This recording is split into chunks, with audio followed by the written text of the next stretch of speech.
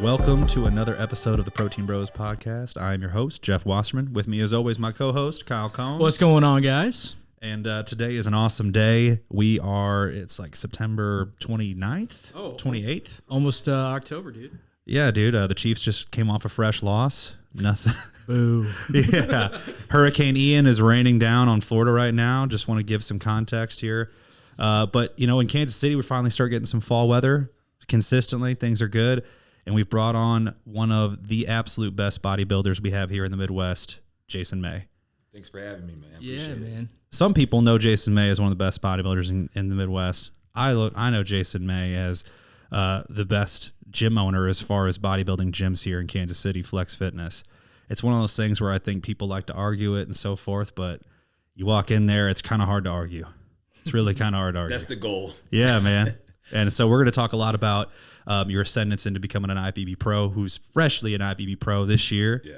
Congratulations on that, man. I appreciate it, man. It's an unreal achievement. Especially, I would venture to say that becoming a IFBB Pro bodybuilder is the hardest pro card to get. Oh, it is, man. And so to become one, man, and I know that you've been fighting your ass off. I mean, you're on the national level, competing nationally. I want to say for 7+ years. Something like that. I did my first national show. I think it was 2017, 18. Lean in. 2017 or 18. So okay, so now we're looking at 4 or 5 years, something like that. So we have a lot of people listening to the podcast that might not be, that we have people from all different sports that listen to the podcast. Give people an idea as to what it takes to become an IFBB Pro, what that means for you as far as what you're qualified to do now, and why this has been a goal of yours that you've kind of been pushing for such a long time. Well, the reason I've been pushing for so long time is it's been a long journey when it comes to bodybuilding, and it's a marathon, not a sprint, and so you got to look at it from that perspective versus think you're going to achieve something that high up within 2 years, 3 years, 4 years. Even like John Meadows, it took him 20+ years to get his pro card. That just tells you how hard it is.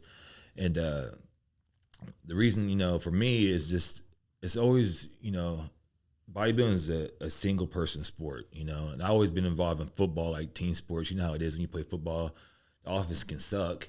Yeah. The whole team sucks. Yeah. You know what I'm saying? So bodybuilding is pretty much on you and what you bring to the table. I was top 5 2 or 3 times. I was right there. And I got my critique back from Steve Weinberg, and he's like, "You're right there, man. It's just a moment of time." And so he's like, "Just keep pushing. You're right there." You got within one place, I believe, right? Yeah. Was it multiple times or that one? I was 2 or 3 places away at nationals. Got to 5th. Now, top 2 is what they give at nationals. And North Americans, I was 4th, so I missed it by 2-3 spots there, and I was 5th again. So I missed it by 2 or 3 spots, and it's funny because the guys that I would beaten are now pros. They've been pros. Yeah, so it's crazy. You look back at that, you're like, man, I beat that guy. Man, what is my turn yet? Yeah, no shit. Man. You're one of the few guys. So if anybody's listening that's not fully immersed in bodybuilding, there is certain guys where you look at them and you say, yeah, that guy just has a pro physique. Since I've known you, you've had a pro physique, right? But in the world of bodybuilding, a lot of times it's just who shows up at the shows to compete against you, and then also. It's hard to understate basically how important it is to be on point as far as you're peaking for a show, right? And so you could be just a little bit off, or you're peaking for a show, and then the wrong person shows up, or the right person shows up, and then all of a sudden a pro physique doesn't get their pro card as quickly as they probably should have, because like I said. We moved here in 2016. I probably met you in 2017 or 18. And dude, since then, you've always been one of the best bodybuilders, in the Midwest.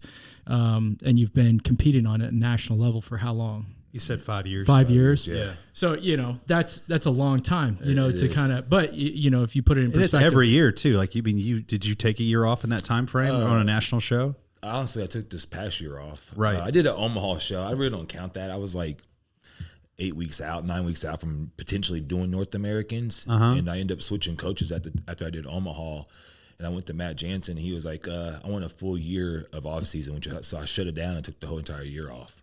Yeah. You know, Yeah, man. Which is hard for me, you know. For sure. And especially when you hire a new coach and they're like, the first thing they tell you is something you don't want to do. Right. You know what I mean? Like you're fresh with this trust and you're like, are you serious, dude? You Yeah. know, Cause I was right. You know, that's tough. in I was in good shape for the Omaha show. So I was like, oh, I'm training pretty good. I'm like, man, I'm going to do either nationals or North Americans. Was this Jack to Tone show out there? Yeah. Okay. Yeah. I was like, I'm going to do either nationals or North Americans. And Matt was like, you shutting it down for the year. I was like, oh, okay. Whatever you say, you know, let's do it. Yeah, man. And Matt Jansen is a stud as far as, you know, bodybuilding coaches. I don't know if there's a hotter coach, you know, in the industry right now. How did you get hooked up with him? I kind of been watching, you know, the guys that he's prepped. And my biggest issue is like kind of like what you talked about is peaking. That's been my biggest issue is like I kind of have like a Dexter Jackson. They called it metabolism where when I get in a certain shape, it just takes off. Yeah. And I dropped 3 or 4 pounds like that within a day, and it just keeps going. And so I knew that he prepped a lot of bigger guys. And so I was like, I need somebody that actually preps like guys like 250, 260. And so I sent him my photo, not knowing what he's going to say, if he's going to take me on. He's like, you have a pro physique. I'll be willing to take on if you're willing to sit out a year. Because he's like, I already have prior arrangements and obligations to other competitors that I don't like stacking classes. Would you be willing to just to sit back?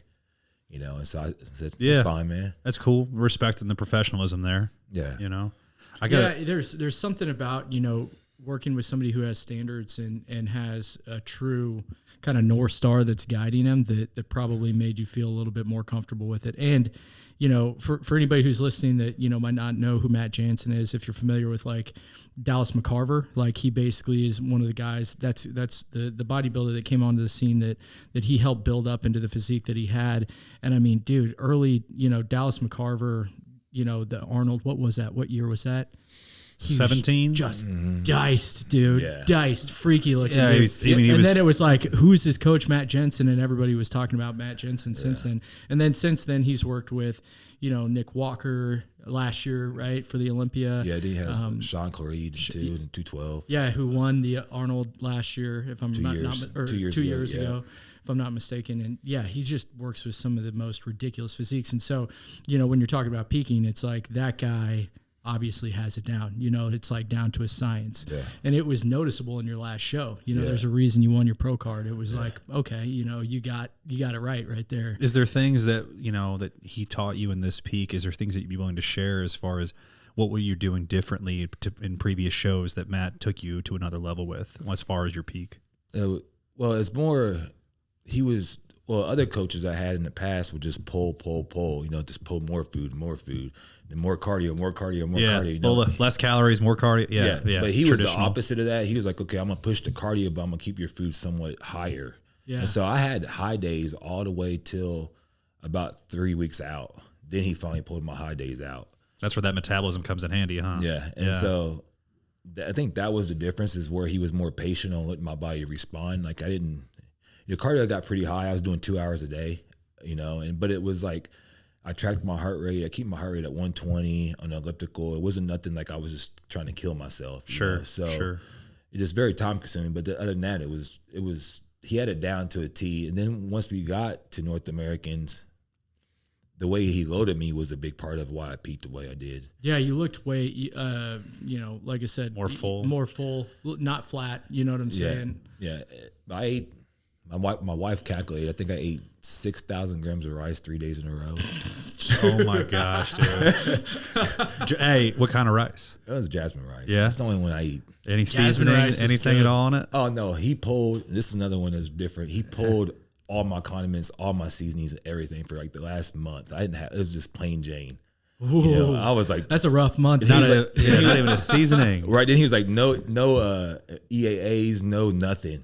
No artificial sweeteners. Do I hate water? Just plain water. Oh, it was brutal. That's the worst part of me, is drinking water. I just don't like the taste. How many gallons were you up to? I was drinking close to 3 to 3.5 gallons a day. Nice. You know. Does he pull that 2 days early, or does he start tapering? He starts tapering a little bit, but my water was still pretty high all the way till, I want to say, about 3 days out. Then it started tapering pretty hard. Yeah. Then like the day when he was filling me, I ate the 6,000 grams of rice. Then he's like, look at me. He's like, you're still flat. He's like, go Cheesecake Factory and get you a A cheesecake or something. Was it factory burger and 3 order of fries? Try to eat that with no water. Dude, no. I was eating so much ketchup. I was like, dude, this is terrible. You're like, I want to enjoy this, but it's kind of hard, right? But I mean, the funny thing is I never had a bacon cheeseburger before. I was like, dude, this is legit. I was like, I'd never had one before. What? Are you never been a burger guy? We gotta. I mean, like, this is. I just don't eat bacon. Yeah, I'm with you. Okay. Yeah, I just never really think about eating bacon. So I was like, sure, man, this is the best thing ever. I was like, just down in it. Yeah, man. But I did that 2 days in a row of that. Then I finally filled out. My weight finally held. Yeah. I got down all the way to 220. Bro. And I was like, I was kind of worried. Cause I was like, man, 220, dude, I ain't been 220 in a minute. I'm like, right.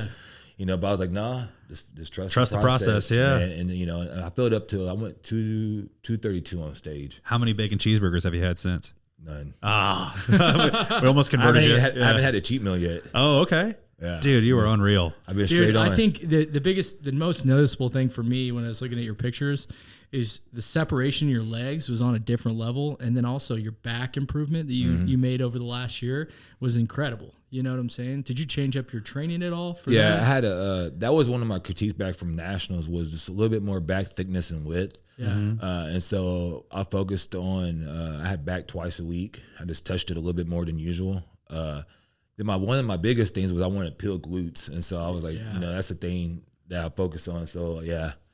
Yeah, dude, look at your, your erectors, Jesus Christ, dude. Yeah, I did a lot of pulling. But you can see his quads from the back. Yeah. Right. You know what I'm saying? But the funny thing is, getting pulled down that to 220, I lost a little bit of size in my legs just coming down from 285 down to 220. But, it still worked out for us. So, yeah. And the thing I want to touch on is we have, for our listeners at home, we have one of the most storied, diet coaches in bodybuilding history in Chad Nichols that lives here local. He lives in Springfield, Missouri. And I know you've had competitors, I'm sure, in his shows before. Oh, yeah. He might have even competed in some of his shows before. With Matt being so popular and him doing such a great job with you, was it ever tough? Did you ever consider using someone like Chad here local? Because I know he's done Ronnie's, he's done Jay's. I know he was with Dallas whenever Dallas passed. He does Rami's right now, too. Yeah, Rami's like 334 or something crazy. Unbelievable.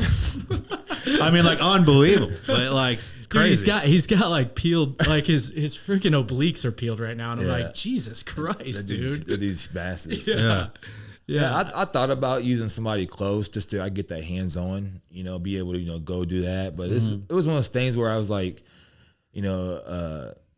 I had to sit back and kind of evaluate. Cause I had a couple other coaches approach me at shows and like, man, let me take you over. Let me, and this and that. And I was just like, at the time I was with my buddy Nick, he was going to do my diet. And I was just like, nah, I'm staying with Nick, whatever. But I had to sit back and kind of like look at the bigger picture of who can get me from A to B, And the thing is, I'm not going to compete forever, And so the thing is, like, what can get me there the fastest? I already know the muscle and tissue is already there.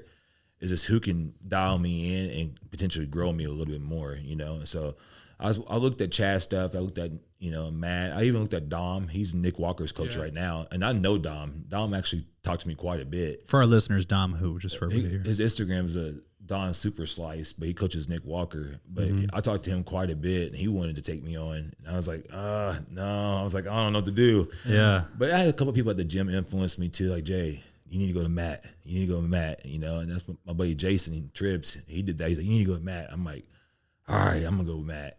So that's what made me pull the trigger. That's dope, man. Cool. So tell everybody, for anybody who's listening that might not know you personally, you yourself are a good bodybuilding coach. You have clients that you coach.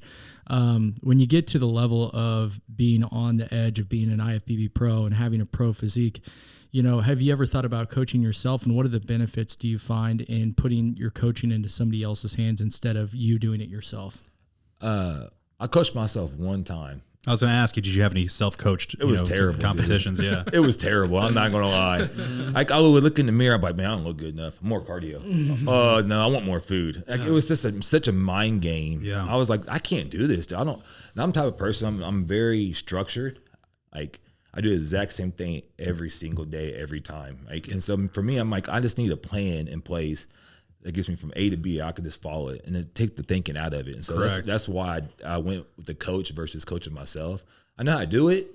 And so the biggest thing is when you're with the coach is kind of like playing dumb and not putting your own thoughts process in it and saying like, you know, stuff like that. But yeah, other than that, it wasn't hard. How many times were you wanting to like second guess Matt on what he was telling you? Did you have to like, you know, kind of like, hey, I got to be that person that, you know, like this is the client that I hate. Why am I being this client? You know what I'm saying? Yeah. The funny thing is I would check in and I'd tell my wife, he's going to up my cardio. And next thing I get my response, 15 minutes of cardio. I'm like, I told you. And so I'm like, I always call it what they're going to do because I know it. But I just, man, Matt to tell you, I play dumb. I'm like, yes, sir. Yeah. All right. You got it, man. Perfect. I never argue back. I'm like a robot, dude. I just do it, you know. You mentioned Heather a couple times already. You know, your wife, you got 2 kids. Yeah. You got dogs still too? Yeah, French Bulldog. I was gonna say, I know you got Bulldogs. We've talked Bulldogs many times. Little flex, yeah. I love it, dude. So let's talk about this because, dude, the amount of time that it takes, and you already mentioned it, it's like you do the same thing every day. And that's probably the only way you can really, you know, succeed at every aspect of your life. Father, gym owner, coach, competitor, you know what I'm saying? All these things at once. Dog dad. Right. Dude, but for real. So it's like, you know, what do you attribute that to? And, you know, how intentional are you being with each of these things? And where is your focus right now the most in and out of those aspects? Or do you feel like it's all balanced? I try to have a big balance across the board. That's why I'm so like, I believe that like, if you have everything set in place every day, you know, your life is balanced. Is when you start adding other things in that's going to throw you off. Like I do cardio at 250 every morning. I get up, I do the Stairmaster for 20, 30 minutes, hour, whatever it is for every day. Then I go to the gym. Did you say 2:30? He said 250, I believe. 250 a.m. Holy shit. Every morning. That's early, dog. Yeah, every morning. Every morning. Yeah. And then, so for me, then, you know, I go train clients and stuff like that. And so when, you know, I have my kids when they're with me, it's their time. And so we have football every Saturday because my son's in tackle football. So I'm there on the sideline being that dad, like yelling, calling, that's me. And so I'm doing that on Saturdays, you know, along with running the gym and stuff like that. So I think it's this structure is the biggest thing for me, is just knowing that what I'm doing at 8 o'clock, 10 o'clock, 11 o'clock, you know, I eat at the same times every day. Yeah. You know, amazing. So it sounds like it's also just knowing what to say no to, you know what I'm saying? Yeah. So if you have, you know, an opportunity to come across your desk, you kind of know where your focus is, and you know, like, that's not what, you know, I'm not focusing on that right now. I'm focusing on this. Well, you know, knowing all the hats that you wear, I mean, we sat down for all of our listeners. I was just like, hey man, like we're going to talk probably for like an hour or so. Like, is that cool? Because I'm like, in my head, I'm like, I know you got a meal coming or you got something coming up that you got to do.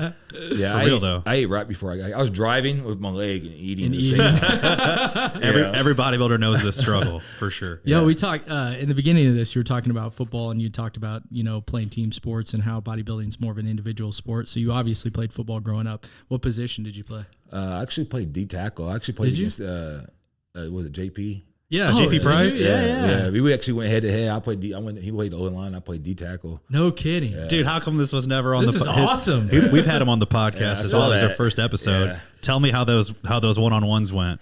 Let's get a rematch going. Yeah, dude. JP was good, man. He's by far the best lineman I faced when I played. He came out the ball hard. He can move for how big he was. He's athletic for his size, isn't he? Yeah, I was just strong and I was fast. You know, I ran I think I was like a 4.6, 840. And I was 275. Oh, holy Jesus hell! Freaking Christ, Aaron Donald. Dude. Yeah, so I could just move. You know, so it was fun. Yeah. Are you a swim or a rip guy? No, I'll punch Bull you right. rush? I'll punch you, come out the ball hard, just hit you right in your helmet. That's are you awesome, do you still are you still a fan of football today? The funny thing is, I'm not as much as I used to be. It's like when you lose that love for the game, it's like you kind of like almost all the way step back. You know, I'll watch it if it's on, but I'm not like the cheerleader type. Like, oh man, I gotta watch. You're not fanboying out. No, not at all. I've become that with college football, because it's like, dude, I have 3 kids too, so it's like, how much can I pay attention to on Saturdays? I got stuff to do. You know what I'm saying? I can't stand around and watch. Yeah, I mean, you can't be screaming on the sideline checking your phone. Yeah. Right, you know, dude, there's one more I had for you that was on before we move on to other avenues. I want to still talk to you about bodybuilding for a second. We had Ty Schumann on here, and he was one of our favorite guests we had. You know, if you know Ty's a phenomenal speaker. Ty trains at Flex every day, and he's actually a personal trainer there as well. So he trains and he trains, if you will. Yeah. And what we talked about with Ty, which was really, you know, meaningful, was that he had, you know, just what so many bodybuilders can resonate with is they simply competed at a show and they just didn't bring their best. and you start to have that self-doubt creep in. And I know we talked about this off the mic a little bit, that you have had that same kind of experience. Can you touch on that at all? Because no one's going to meet you and think in their head, like, this guy's got self-doubt. This guy probably has, you know, and you had to compete for 4 or 5 years on a national level before you got your pro card. And dude, that's got to be so hard to be told after all the preparation, months and months and months of training, years of training, really traveling, you know what I'm saying? All the steps that go into it, all to come to that one day for that 15 minutes on the stage. And then someone tell you, you know, hey man, you're not there yet. Yeah. The only thing about national level versus state level, so we do prejudging, right? Right. If you're not top 5, you're done. You pack your bag. You can pack your bag going home. Yeah. You don't come back to finals. On national, they don't have you come back? They want you to come back because just to raise your hand. But most guys' pride gets in the way of, I'm not going to raise my hand because that's like defeat. Like I'm raising that I lost. Right. You know, so, you know, there was 26 guys that when I did nationals, we came back for finals. There were 7 of us. So 19 guys didn't come back. Wow. That is crazy. I've never been to a national show, so that's actually the first time I've heard that. Yeah. So they want you to come back just to raise your hand, but most guys don't. They either go start eating and start having fun in the city and stuff like that. But yeah, you don't. And that happened to me one time, you know, when I competed at USA's. This is a funny story. I got competed at USA's. I literally got sick 2 weeks before competing. I was in I actually I had to go to the hospital. I had an allergic reaction to food. Was this in 18? I think so. I think we might have talked about this in the Shawnee store once. Yeah. I was eating cucumbers and my throat started swelling shut and my mouth swelled up. I was like, man, something's off. I'm itching. I was like, my wife's like, how is your lips going numb and this? And I was like, yeah. You know, she's like, we need to go to the ER. I was like, nah, I'm good. I was like, I ain't going to no ER. Get out of here. Right. And she's like, well, either you're going to ER or I'm calling an ambulance. I was like, man, ambulance like $500. Right? I was like, I'll go to ER. Yeah. And so we got in the car and we ended up driving and they had to give me some steroids and stuff like that. So I'm laying in the bed. I'm literally 2 weeks out, week out, whatever it is. I'm laying in the bed. I'm telling the lady, I'm like, is this going to put water weight on me? And she's like, no, not really. I'm like, can you just give me like the minimal amount that I need to get this done, dude? I was like, I have cardio this when I get done here. Yeah. And she's like, looking crazy. Yeah. She's like, you need to stay here. Say, hook me all up and everything. So I'm in there and, you know, time passes like 1, 2 in the morning. I was like, man, I'm done. And so I get up, I start pulling the things off. Right. And the lady's like, looks at me. She's like, you're the largest human I've ever seen. I was like, what the heck? Right. And so I get done. I pull them off. I'm like, all right. I was literally on the cardio at 3 a.m. that morning doing HIIT on the elliptical that morning. Jeez, dude. And so I ended up going to USA's. My worst feeling ever. I get there and I don't make first call outs. And so I'm like, what the heck just happened? You know? And I was flat. It was a whole bad deal. Right. And so I end up making, I think, 2nd or 3rd call out. And I was like, no way. And I got done. I was like, man, I told my wife, I was like, I don't know if I want to do this. Like, this ain't worth like my health and everything. Right. So I told her, I said, I'm going to take a step back and kind of evaluate what I want to do. And so I end up, you know, switching coaches. I was with Matt Porter, which he's no longer here, but I was with Matt Porter at the time. And he pulled me down to like 216, 217. Yikes. I had no fat pads on the bottom of my feet. Like I couldn't walk on floors. I had to wear shoes. Wow. Like yeah, my wife cold was like, all the time. Yeah, my wife was freaking out because she would check at night, make sure I'm still breathing. Cause like you can see my eye sockets and everything, right? And so I was like, man, this isn't bodybuilding. This isn't fun, right? You know, so I kind of took a step back, but you know, getting that feeling of, you know, defeat in not placing where you want to place, you know, where you deserve, kind of puts doubt, you know. And I was kind of like, man, I don't know if I want to do this. And so for me, it just, you know, a self-evaluation of what, you know, I needed to do to go forward, you know. And so I ended up switching coaches, taking some time off, kind of reevaluate things. And the whole diet process has been different since then. You know, he was a big pusher of cardio. I was doing HIIT like every day. Dude, that's just so tough to imagine. I mean, like, dude, that's so difficult. Was that the point where you felt like, you know, maybe I don't want to pursue an IFBB Pro card the most, or was there any other times that were like that? Yeah, that was probably my biggest defeat moment when I was competing was then, you know. I just got off the year before, I just got off the fresh, really close second at junior nationals. I lost by like a point. Right. And that's back then, that's when junior nationals was deep, big. deep, you know. And so I barely lost. And like my posing was terrible too. Like I didn't even know I had a 60-second or 45-second freestyle pose, you know, so it was terrible. But I lost by 1 point. So I was like, you know, had high expectations going to USA. It's like, hey, I lost by 1 point. Like the guy that Clean up the posing. Now we're going to kill it. Yeah. Yeah, I'd be good. But, you know, look at those pictures, man. It looks like I was just came out of a camp. Like I was just dead. Sick. No muscle, nothing. I lost everything. Yeah. You know, but I think, you know, that just kind of motivated me more going forward on bringing my best every time I compete, you know.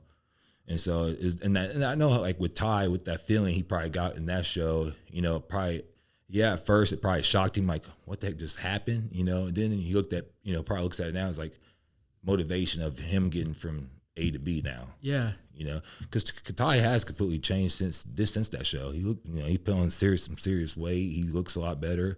You know, he always looks better when he's heavier. Yeah. Agreed, man. Yeah.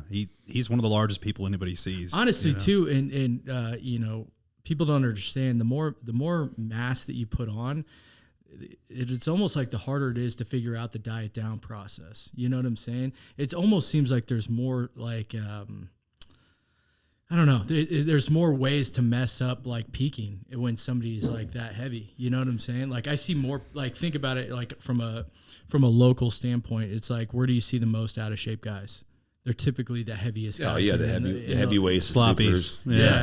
The guys it takes a while to figure out. Like that's why when you were saying like Matt Jansen's tied it down a lot of big guys, it's like you kind of have to have somebody that has that experience to know exactly like how to bring you in. You know what I'm saying? I think a lot of time too, when you get to those bigger guys, they have that scare of being too small. Sure. You know? And so that's when they like start putting doubt in their own head. They start kind of like doing their own little thing on the side because they're just like, man, I'm getting small. Right. In which, you know, bodybuilding is displaying your best physique at that day, you know, and it's not about your size. It's about, you know, your package of being balanced and conditioned and everything else that goes with it, you know. Day of. Yeah. You know, there's guys that, you know, I just competed against that was 20 pounds heavier than me, you know. So it shows you that, you know, it's all about what the tissue looks like on stage versus Oh, I mean, dude, the years where it was Phil versus Kai, you know, Kai's got like 30 pounds on him on stage. They're pretty similar to weight. Well, look at Sean Cleary. He's that's a good example. He's literally 5'3", 180 pounds. Unreal. And beat open guys in his first open debut. Do you know who he is? If you saw a picture of him, you'd be like, pull him up, dear Luke. Lord. Pull him up, Luke. Because you knowing that he's 180 and then seeing a picture of him, one, it's just his genetics are just incredible. He has like Dexter Jackson, like you know, Flex Wheeler type genetics. He's just, you know, he's one of those guys. It's just he doesn't pull it out often, huh? Dude, he's real bubbly, man. He's short. Yeah, unreal. Man. I have a picture with him. The veins in his lats, dude. What? That's crazy. I have a picture with him, which is hilarious. Like I stand there, dude. He looks like your little brother. Shows how small he is. Like, yeah, it's crazy. Is that on your Instagram? Luke can find it. I think I have a picture on my phone. That's all good. I want to switch, you know, kind of paths here because in the process of all of this, you know what I'm saying? Like you and I met probably 2017, our Shawnee location. It was our second store ever. And you and Heather would come in and we'd talk, you know, all kinds of things. But, you know, you had mentioned how you guys were starting like a training studio or something. This happened was this 2016, 2017 as well? Was whenever Flex was one-on-one place only, right? Yeah, my little studio. Yeah, dude. Yeah, north. Yeah, I started out with, 1,500 square feet. I think it was 1,200 square feet, something like that. But I had stability balls and bands. That's all I had. Wild. You know, and I kind of I was like, you know, I had a vision of what, you know. You were working another job too at this point, right? Something like that? I was training before I opened that gym. I was training out of was it Impact, Olympic, whatever you want to call it. Yeah. Now it's OGKC, right? Yeah, okay. Yeah. But you know how it is when you're an independent contractor. You pay your rent, you know. And back then the rent just kept going up. Oh yeah. I was like, man, do I ever cap out? And he's like, no. I was like, damn, man. Dude, I was bringing just people in referrals to the gym and everything. Sure. So I was like. This ain't it. This isn't it, man. This ain't it. And I was like, there's a building across the street that was sitting there empty forever. I was like, I'm gonna check this out. And the guy was like, oh well, it's $1,200 a month or whatever it was. I was like, damn, I paid that. Dude, I paid that double in rent. I was like, I'm out. You know, I was like, I'm not doing this no more. And so I went over there and I was like, I have no equipment. I was like, I have nothing. And I told my clients, I was like, hey, you got to bear with me a little bit. Like, I have no equipment. I have some stability balls and bands we can work out with. And of course, I had some pretty loyal clients, and they was like, Jason, it's fine. It's fine. And so they, to this day, they're still with me and have been through the whole process with me. Wow. That's awesome. Yeah, and man, so it's a family. Yeah, right. They really bought into it. And so, but yeah, I had nothing starting out. It's literally, I built the thing from nothing. Now, whenever I know when our guys would come over and train there, even during the pandemic, I remember that time. Yeah. Was that the same place or was that the next place? That was the second place. Yeah. So let's talk about that transition, because that must have been that was really when tough. you first moved into from being like a full service into gym. a full service gym to Yeah. where you had people that could come in. They didn't have to be your clients. And you guys were 24/7 back then too. I remember. Yeah. When I was at the studio, I would drive down the street and this building would be empty. And I was like, man, that's a decent sized building. I was like, then everybody kept saying, Jason, we need like a gym here in Kansas City. We don't have nothing that's like old school, like vibe, like, the whole, so I was like, sit on it for a little while. And then I end up contacting the landlord. I end up saying, he's like, oh, it's $2,000, whatever it was a month. And I was like, all right, I'm gonna do it. So I just pretty much dove straight in. I ended up, I saved money over the time when I was at the studio where I was able to buy equipment. And so I bought some equipment. I kept buying more equipment. Then I kept buying more equipment. I was like, man, you can't even move in here now. I was like, I have a problem. And so, but I made it, my ultimate goal was when I created the gym was to make it financially affordable for anybody, regardless if you're 15, working a summer job, or you're a parent with kids. Like at the end of the day, when stuff isn't going your way, the last thing you're going to want to do is cancel your gym membership. Yeah. So I only charge $20. Mm-hmm. Sometimes I charge 15. Yeah. I was just throwing $15 out there. Mm-hmm. And so that's where it started, was just making it, financially affordable for him. But at the same time is I wanted to have the best equipment in Kansas City and be able to offer at a cheap rate. Which is a very difficult thing to do. It is. Everybody needs to understand that. Like, it sounds, there's a lot of guys probably that are training right now that want to open a gym someday, and they're telling themselves that same thing. And I would like you to, if you can, try to share like why that's so difficult, because it takes a lot of these $20 memberships to pay for these really, really nice equipment. So my ultimate goal was I know when most gyms open, say like you take a gym, they take a $200,000 loan out for equipment. Mm-hmm. And then very common, by the way. Then they have to calculate, okay, I have to have X amount of members to keep my door open, right? So at the end of the day, when I went into this, I was like, no, I don't want to have that over my head. I don't want to be like, oh man, I have to have 500 members to keep the door open. And so my ultimate goal was to be able to financially buy everything in cash. Yeah, own your equipment outright. And not have no overhead. Because a lot of these people have leased equipment, right? Yeah, It's like lease to own, if you will. Yeah. Right? And that's why they get these crazy numbers, people buying $300,000, $350,000 worth of equipment, but they're like, it's on lease. And it's a 30-year note. So it's like you literally buying a house. Yeah. It is. And that's something I wasn't willing to entertain that idea of doing that. I wanted to do something that was, I think it's pretty unheard of. I talk to a lot of gym owners, and we have a lot of people that come in from out of state to Flex, and they're like, we always talk business when other people come in. I talk to them, they're like, man, how much is racked up on your credit cards? I was like, nothing. Not a damn thing. He was like, I was like, I pay cash for all this equipment in here. He was like, dude, that's probably the smartest thing I ever heard somebody do, right? And so I always tell people at the end of the day, I could have one member. Guess what? My door is not going to close. Still stay open. Yeah. Something I think that you do that's smart that I've noticed you've done since you were at your gym that's up north is when you get a new piece of equipment, you highlight that piece of equipment. And I think it's also one of the reasons that you've become such a hub for bodybuilding is because you'll highlight a piece of equipment. You'll purchase equipment that you aren't seeing in everyday gyms, that a lot of people are seeing in other gyms that maybe are on the coast that are more the, bodybuilding type, like high profile gyms. And it draws people to want to come to the gym. They're like, holy shit, you have a pendulum squat, or you have whatever new equipment that you have. And people are like, do you find people coming to your gym that are specifically looking for the equipment that you're bringing in, that you guys post about and that people hear about? Oh yeah. We have people that call us all the time and say, do you have any prime pieces? Do you have any arsenal pieces? Stuff like that. So they're looking for specific training or equipment. And so, yeah, we have tons of people that always do that. But that was my goal. Like, when I look on Instagram and you would see people training with the Arsenal equipment. So I was like, I want to be the first person in Kansas City to have Arsenal equipment. Yeah. Down, I reached out to a guy. I'm like, oh, okay, hold up. I was like, man, that's expensive. Yeah. But I was like, know what? So be it. And so I just buy it, and I have several Arsenal pieces now in Flex, but it's just, I was like, no problem, whatever, I do it. It took some time though, and that's what's cool. It So did. like, well, I'm saying other people, they see you, they get that, and they're like, must be nice, and they try to tell themselves some story like as if like you just had this cash chilling, like it was no problem, and it's like, oh, it took me being a gym owner for 5 years, Oh yeah. And we started off with balls and bands. Yeah, Dude. if people that haven't looked into the price of gym equipment, I mean, just look up the cost of a 100-pound dumbbell. You know what I'm saying? That'll give you some perspective on how expensive gym equipment is. Yeah, I'm looking to add these iron dumbbells, the chrome ones. Okay. Oh, like MI40? Yeah, I want to do the Flex logo on the end of them. Yeah. They're if I do 5 through 200 pounds, it's almost 31,000. Unheard of, dude. Ooh, dude. For dumbbells, y'all.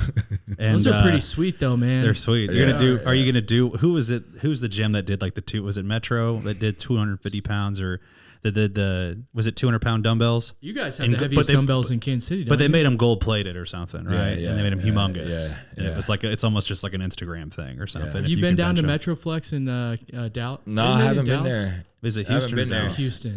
It's Houston, I think. Yeah, Houston. I haven't been there, no. But I was gonna say It's a little dirtier gym than yours is. just a tad. I've been to. You guys keep your stuff clean, Yeah, that's dude. what- Yeah, I've been to CT Fletcher's gym. Okay. Oh wow, Dude, no. grimy. Oh, it's bad. The dumbbells don't match. One to be iron and one to be concrete. I'm like, man, it'd be like 30 pounds. I'm like, this is not 30 pounds. Both of those are not equal the same. I'm gonna have one bicep bigger than the other bicep working in. Yeah, Then it's funny because you see it on Instagram. You're like, man, this place looks huge. It's not big at all. It's Dude, just I don't all know. Angle shots. Gyms are able to do that somehow, dude. I mean, I've Yeah. heard several people say like Alpha Land, for example, is like not nearly as big as you think. Yeah, You know what I'm saying? Like it's like a basketball court big. yeah. And you're like, oh well, shit. I thought it was like It's all walking into a angles. mall. You know That's what I mean? That's what I thought. It was all angles. Yeah, but our dumbbells go to 200 pounds. And they're iron, so they're true 200 pounds. Yeah. they're heavy, but yeah. Our dude Dylan, as soon as you got those in and posted, Oh, about he it, did. I saw him. He's like, oh, dude, Flex got the heaviest dumbbells in Kansas City. I got to go hit them. They're heavy. If you guys don't know, our guy Dylan is one of the strongest pound for pound people Oh, yeah. you'll ever meet in your life, no matter who you are. And he's been that way since he was like, I don't even know, man. When he was 16 years old, he was. 18. We'll never forget. We hired Dylan, dude. You'll love his story. He was squatting at Lifetime Fitness, like with him and his like buddy who probably benches 150. Right, this dude's tiny, and so Dylan is squatting 6+ at Lifetime. No, it's 675. Yeah. 675 at 16 years old, dude. What? I mean, what? He weighed under 200 pounds, He was doing it in Air Maxes. and he passed out in the middle of his squat and just keeled over front ways. The bar drops luckily he had the safety, safety bars in, but like, dude, it's unbelievable what that dude does. Speaking of squatting, you guys just opened up your new leg room, which is pretty sweet. You guys got like a whole room that is kind of, you've built onto your gym and, built out probably the coolest bodybuilding leg room in Kansas City. Well, definitely the coolest bodybuilding leg room in Kansas City by far. What was the decision to expand? Were you guys needing more room? Like as far as how many people were there? Yeah, cause we just had too many members for the space we had. Yeah. And like, I'm a very patient person when it comes to expanding. I don't expand because I want to. I expand because I have to. Mm-hmm. And so I was in that position where I needed to expand. And so I was like, talk to the landlord and stuff like that. And I was like, what would it take for me to buy out this other side and get this built out? And we made an agreement, whatever. And so it's 5,000 square feet of nothing but leg equipment. Yeah. I have, every leg. Where's pull up the most recent one, because I think you posted it today, right? I think so. I might have been on our story. It was maybe your story. Yeah, it might have been on the story, but yeah, we have every leg press you can think of when it comes to. That's the members posting like funny things about people coming to Flex. Like how to use this. Yeah. Yeah, we have Was that like a pit shark? Yeah, that's a pit shark. Yeah. We have a West Side barbell belt squat, which is heavy, dude. That's awesome. You ain't loading that thing up. Yeah. But yeah, we have we have a true squat too, which is very unheard of around here. I had it actually made in the UK. It's shipped overseas to here. That's awesome, dude. But yeah, I had it special made. So it's like black and red and everything, but it's a unique piece. It'll humble you quick. But when I bought it, it was funny stories. When I bought it, I reached out to the guy in the UK, whatever. He was like, yeah, it's $3,500. I was like, oh man, that's cheap. You're like, I was like, dude. good deal. It was like 3,500 euros. 3,500 pounds. And so I was like, I don't know how much that is. I was like, I don't know. Isn't it like $2 a pound? Something crazy. And then I got hit with like custom fee. Like this piece cost me like almost 10 grand, dude. Oh, disgusting. Yeah, I was like, I'm already stuck. I can't like ship it back. Like, It's already black and red. It's already. Said, members, you better enjoy this one. Y'all better just squat to death in this thing, man, because this thing was not cheap. But yeah, no. You go in there, somebody's using a regular squat. You're like, no, get off that. You're gonna come use this. So there's two big questions I got for you here, Jason, and they're probably loaded. But you got a situation where you worked your ass off for so long, and then it's like, damn, I made it. You know, I've got this IFBB Pro card. And then on the other flip of the coin, you start off in this small training studio, you know, doing one-on-ones, and all of a sudden you got, you know, what's considered to be the best bodybuilding gym in Kansas City. What's the ultimate goal now? Are you still chasing something new and different for each of those paths? Yeah, what do both the futures look for both those? For the gym, my goal is I just want to keep providing a place for everybody to train. You know, I think that's what, when it comes to gym owners, I think that's where it lacks, is the passion of the members and passion of the actual fitness. You know, and like you can see us there. We're there every day. My wife cleans we do all the work. We don't hire nobody. I think that's what gives a different perspective for Flex, is the presence of the owners. And so our ultimate goal is just to keep providing and keep improving a better place for them to have to train, you know? And so my ultimate goal is maybe next year I'm looking to move to 20,000 square feet facility and just add more equipment. Would you try to stick around in that North Kansas City area? Yeah, I really like that area. It's really it's coming up fast. Sure. So I've been in the works talking about with my realtor and stuff, trying to buy a building that's 20,000, like a warehouse style building. It's very open. You guys, when you moved from that northern location to where you are now, which is just north of the river, it just blew up, you know, even more. You know what I'm saying? It was just like that area seemed to be like the perfect area for you guys. Yeah, I said back before we moved, I was looking for a certain location where I can attack all areas of Kansas City, the Northland, and so I wanted a real central location. And so my realtor ended up finding me that, and so it was right smack in the middle. So we get all areas of the city. You know, it's not too far for anybody. You know, we get people that live in Overland Park that come to Flex. You know, it's not far for them. I mean, dude, I see a ton of people from. I live down south, and I see a ton of people from around where I'm at that go train at Flex. Yeah, so it's kind of a destination spot. You know, you build a good enough gym, you put that kind of effort into it, and then like you were saying, when people see the owners caring about it, you know, that much, it's like you create a hub that people want to go to, that people will drive out of their way to get to. So what's the goals with the IFBB Pro card? When we talked earlier, you're like, it's kind of like starting from the bottom. It is, man. It's like starting all over, like learning how to walk again, you know, right? Yeah. And so for me, it's the ultimate goal is just, you know, listen to Matt, and when Matt tells me I'm ready, I'm ready. You know, so I'm not rushing to get back on stage. So hopefully next year, you know, I can make my pro debut, but I want to make sure that I'm competitive at the pro level, not just I just showed up and. It's no longer fun to just do a show just to do a show. No, sir. No. I don't compete just to compete. I always tell the people, you know, you should compete to win. You know, and so my ultimate goal is just to compete with the best and be able to feel like, you know, you belong up there with them. You know. That's awesome, dude. And I think that shows some great perspective. And obviously, you've been intentional with your off season already. I mean, you were talking about how you're already eating the exact same things every day. You're not putting on too much weight. No cheat meal, bro. At 2:38. No cheat meal. Yeah, I mean, most people be walking around. Jeff's had two cheat meals today, bro. Just alone. Just today by itself. I've had a tasty pastry today. That's literally all I've eaten. You guys had those protein Pop-Tarts? Those things are so good. Yeah, I never had one. People say they're good. They're silly good. Yeah, dude. The other question I had for you is on the gym itself. You know, you guys make this big move during the pandemic, you know, like, didn't that happen during 2020? Yeah. And, I mean, dude, I remember, you know, we were talking about just, you know, how the hell do we make money, more or less. Like it's not possible. And also I remember we talked about like, are you getting this PPP loan or not getting it? I mean, all that had to do with, are you able to move spots? How did that transition happen? Because it seemed like it happened quick. Yeah. And on top of that, the other quick question I had for you is the windows at the new spot says flex when you're driving down the street, covering up all this amazing equipment that you have. There's a story behind that. There's got to be, right? The funny thing is with that, I didn't even know that was getting done.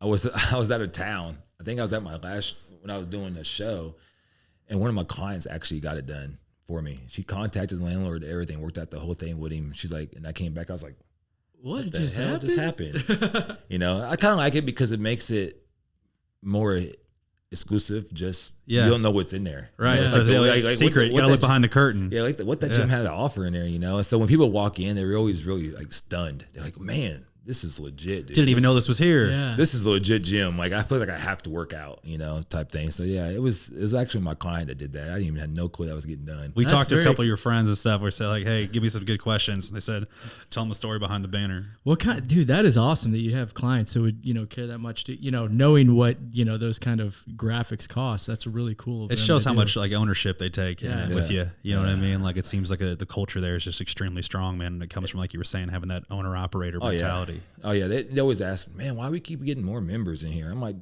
man, come on, you gotta run a business. You're like, I get that all the time, but they take real big pride in just flex, as a gym and as a family, and we always give back. So every year I'm always helping somebody out when it comes to food, finances. I always give back. Like, we sponsored Bree this year, and paid for her show entry fees and everything, so just to give back to her for what she does for fitness, Dude, That's absolutely, cool, man. man. That's cool. Is this Bree Fosnot? Did I say her last name correct? I don't know. It's gotta be close. Yeah. Yeah, dude, she's awesome. Yeah, and that's awesome that you guys do that. And dude, that's something that I will say that like we definitely notice, and it doesn't go unnoticed. Yeah. You know what I mean? I know you and Heather both have huge hearts and always trying to give back where you can. What's another example of things that you guys are passionate about on giving back when it comes to? Is there a certain charity or a certain cause that's really close to your heart? Mine's just the holidays, man. People are always less fortunate through the holidays, especially now because everything's so expensive.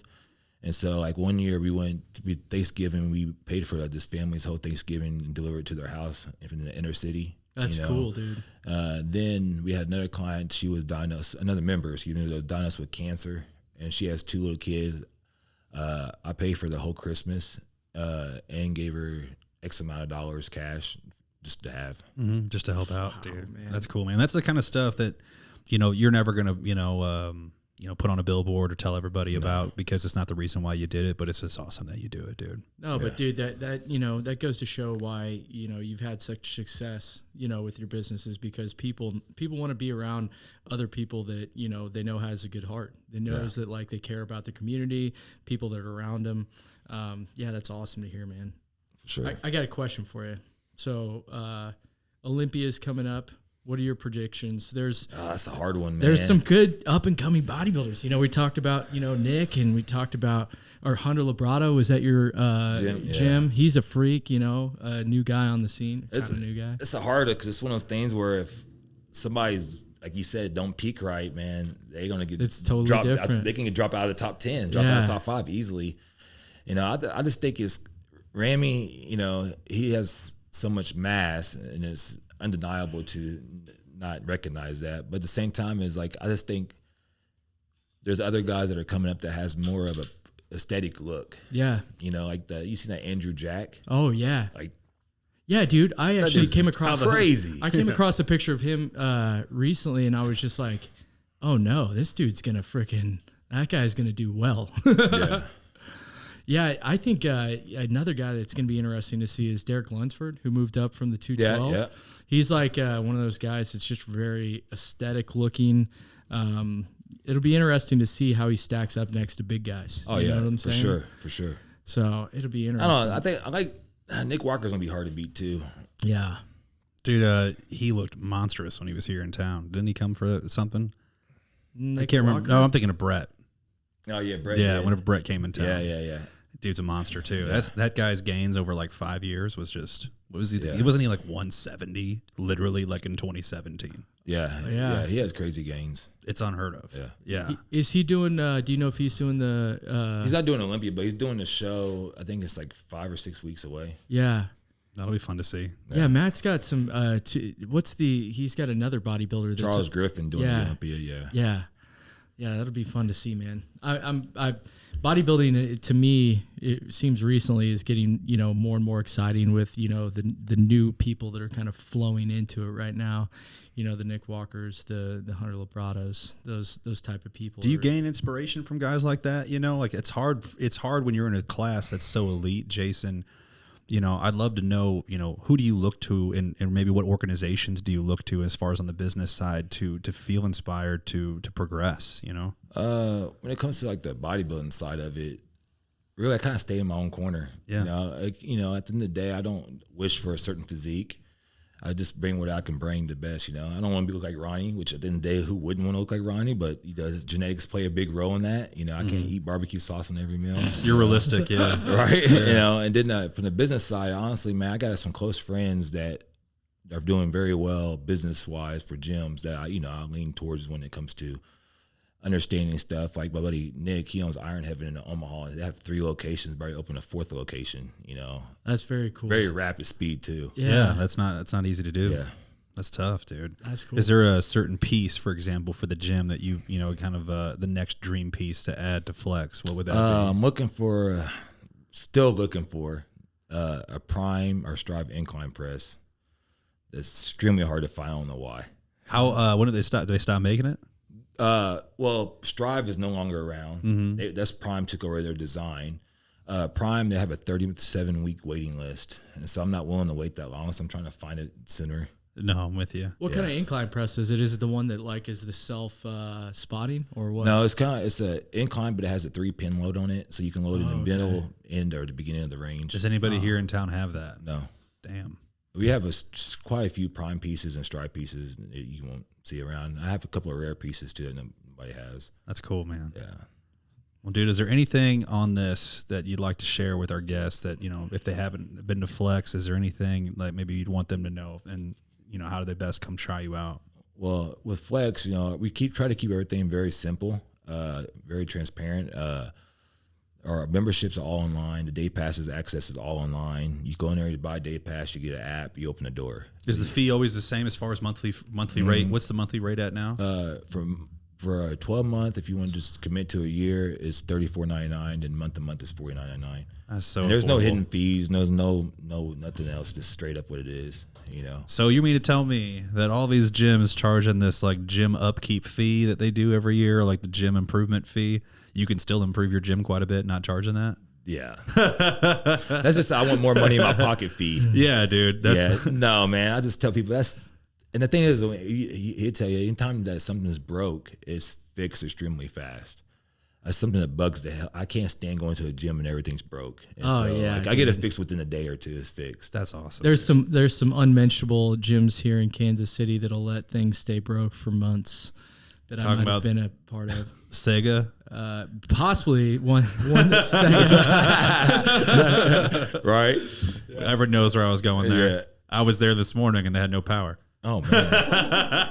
Hurricane must have got it. Yeah, there's right here in the Midwest. It's the one that's attached to our shopping center. That's hilarious. That's hilarious. Yeah, dude. But yeah, no, I was trying to make it simple as possible, man. There's not a whole sales presentation, nothing, man. It is what it is. I tell people when I take them around, show them the gym, it is what it is. Either you're going to sign up or you're not. I love it. Yeah, dude. Either you like this or you're not going to like this. They're like, oh man, no, I'm signing up, Jay. I'm like. It is what it is. Either this gym's for you or it's not. I don't like you because you don't like it. It's not for everybody. For sure. You guys got a good. You guys also, this is kind of getting back to just the way that Flex is set up. If anybody is listening to this and they haven't gone to the gym and tried it out, it's really cool from the standpoint of the graffiti art that you guys have. You guys have great lighting. The new generation loves a yeah. Dude, they have a whole dedicated posing room. Yeah, a whole dedicated posing room. You guys I'd say you understand bodybuilding, you understand culture, and you've deployed those two things very well in your gym. And that's why you can walk through the gym and be like, hey, hey, you know, it is what it is. Oh yeah, you know? yeah. And so like, you know, I don't care about people taking their shirts off, taking pictures. Like it is what it is. You know, I always tell people you gotta look at it from a different perspective. When I was 16 years old, was I comfortable being in the gym? No, right? I would never take my shirt off. And so it's kind of different where we created this gym where these kids 16, 17 years old have, you know, avenues where they can get educated from Ty, from me, and from Michael, and, you know, Ryan, all of us, and able to take their shirt off and see growth. Yeah. And I think that comes from a physical and mental perspectives, you know, when it comes to, you know, them being involved. Sure. Dude, it's got to be cool for you guys to be an example like that you wish you would have had when you were that age. Oh, 100%. I wish I had somebody, you know, I can go in and see the results I want to see. And like we had one guy, his dad was so against him joining the gym. He's like, you're not going to stick with it. You're going to quit. Dude put on 35 pounds Damn. of like actual muscle. Yeah, Jesus. Yeah, and he was like, yeah, and he's only, he just left for college. Yeah. And he's like, you know, devastated. He had to, you know, not be a flex no more. But, you know, it's just cool to be able to see those changes in people, you know, because I always tell people at the end of the day, it's not about me. It's not about Heather. It's about the members and what, you know, they're willing to put into flex and see their self growth. Yeah. You can have all the equipment in the world, but if you're not going to put in the work, nothing's going to happen. Bro, Right, that right. time in your life when you first start working out, Oh, it's No better crucial. time. fucking No best better time. It's so fun, man. Yeah. I all was the new working out. gains coming in. I was you working know? out at the Hayesville Community Center. Think if I was 16 and I walked into Flex and that was the first gym I was working out in, bro, I'd be your size. You know what I'm saying? Right? Probably bigger, right? You know, like it's That's all what I'm started. It blaming all on. started. You know, I always tell people, man, that's such a big impact is the environment. Oh, and what dude, you bring. so much. It's the worst is when you walk in a gym. It feels like a office, or it feels like Yeah. it's like a shopping center. You Yeah. know, it's just Yeah. not motivating. Atmosphere is at all. everything, man. Yeah. You know, I when totally you open the agree. door of Flex, there's either like metal music playing or something playing hard that you like, okay, and you walk up a little bit more. There's a skull that says prepare to suffer. Like, okay, I'm walking more. Like, man, you know, then it has the rules about, you know, if you puke, don't leave and all this stuff. It's just so, they're like, man, I feel like I got to work out, you know? And so that's the culture we want to create that you just don't have anymore. And you set the tone. Yeah, now it's all about, it's just surrounded by money and what a member is a number. Oh, yeah. Sadly, for most gyms, yeah. And our thing is we want to know all our members and know that we do care, that, you know, we have people that can't afford the gym membership, but guess what? Most gyms would close the door on you and say, no, what, you can't use the facility till you pay. We allow people to still pay, just pay us later. It's fine. Yeah. Yeah, dude. I will say this over and over and over again, and we're fortunate to know a lot of really cool gym owners, and Kansas City does have some really great gym owners that care like you care.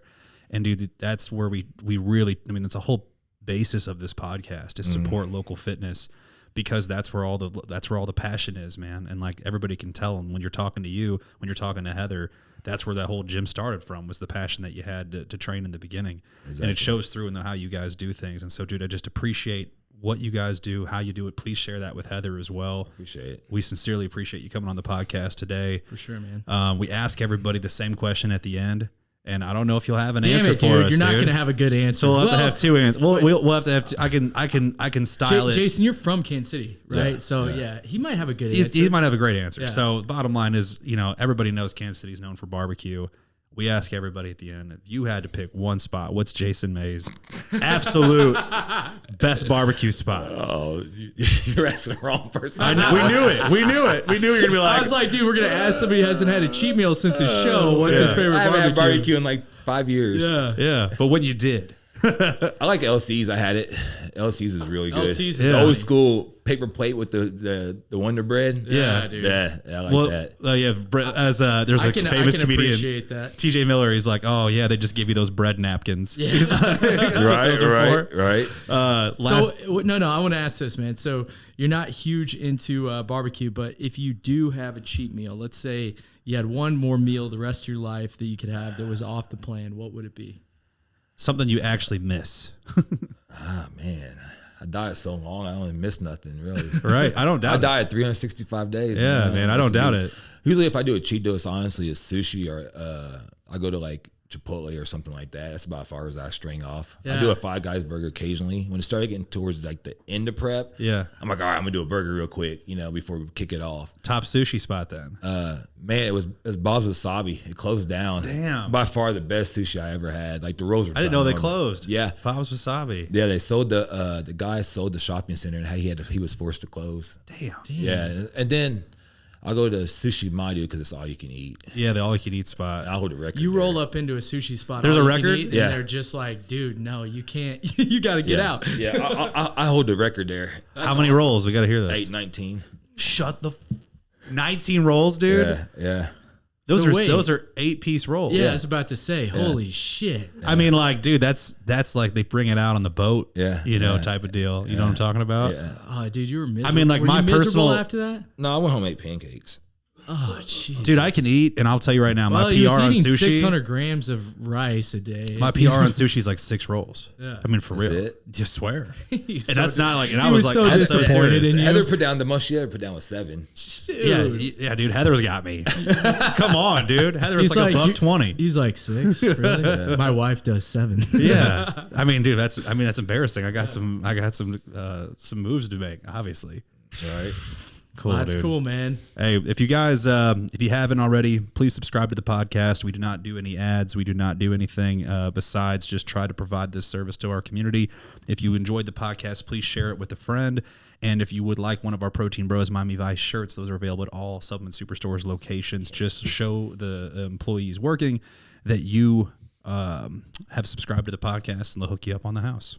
And go check out Flex, man. It seems like appreciate it's pretty simple. You get online and you can buy a day pass. Go check it out. Like I said, it's after listening to this podcast, you'll probably want to definitely go check it out. To check it out online, what is the best way to get a hold of to Flex Fitness as far as the Instagram page and your Instagram Well, it's page? Flex Fitness Gym KC, Flex Fitness Gym on the Instagram. You go to my page, Flex 15. We have it on there. Facebook's Flex Fitness on there too. Cool, man. Yeah, dude. Thanks again. Appreciate for being you on. coming on, dude. No It's problem. good Appreciate you, conversation, man. Yep. All right, guys. We'll see you next week. See you guys. Cool, Sweet, dude. I got hot. Fat burners kicked in. Yeah, dude. I'm sweating. My shirt. I'm like, shit. Dude, I'm sweating in here too. It's all good.